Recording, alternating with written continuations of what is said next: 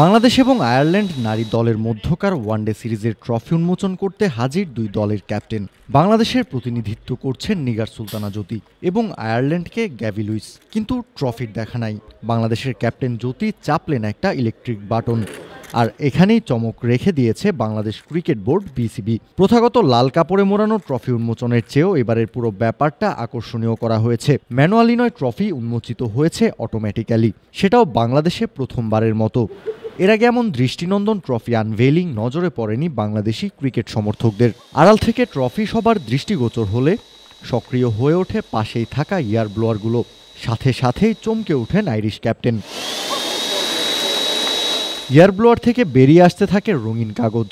মুহূর্তেই রঙিন কাগজে ছেয়ে যায় চারপাশ, আর উৎসব মুখর একটা পরিবেশ তৈরি হয় ট্রফি উন্মোচনকে ঘিরে। মাঠের লড়াইয়ের আগে এমন জমকালো ট্রফি আনভেইলিং নিঃসন্দেহে জেতার ক্ষুধা বাড়িয়ে দেবে দুই দলের কাপ্তানের। এরপর ট্রফি হাতে নিয়ে হাসি মুখে ফটো সেশনে যোগ দেন দুই দলের ক্যাপ্টেন। এমন দৃষ্টিনন্দন আয়োজনের জন্য বাহবা পেতেই পারে বাংলাদেশ ক্রিকেট বোর্ড বিসিবি।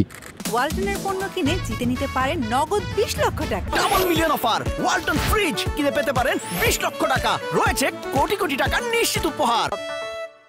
একই সাথে বিসিবি যে নিজেদের দেয়া প্রতিশ্রুতি রক্ষা করছে তারও প্রমাণ পাওয়া যায়। ফারুক আহমেদের নেতৃত্বাধীন বোর্ড দায়িত্ব নেয়ার পর থেকেই বলে আসছিল, ঢেলে সাজানো হবে এবারের বাংলাদেশ প্রিমিয়ার লিগ বিপিএল এর আসর।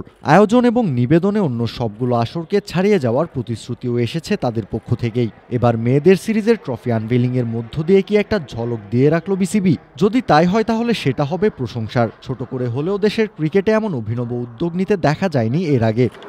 বিসিবির এমন দারুণ উদ্যোগের পর তাই দেশের ক্রিকেট সমর্থকদের মনে বড় প্রত্যাশা ঘর বাঁধবে বিপিএলকে ঘিরেও, এমনটা বলাই যায়।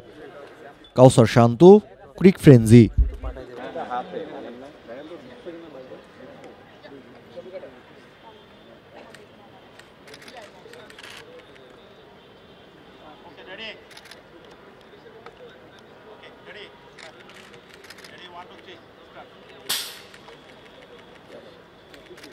Trophy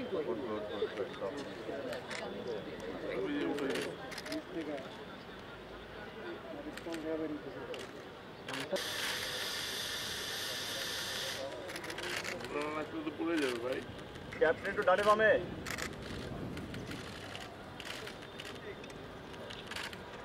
ক্যাপ্টেন একটু সোজা ডানে বামে হইছে। না না একটু ধরে রাখেন একটু।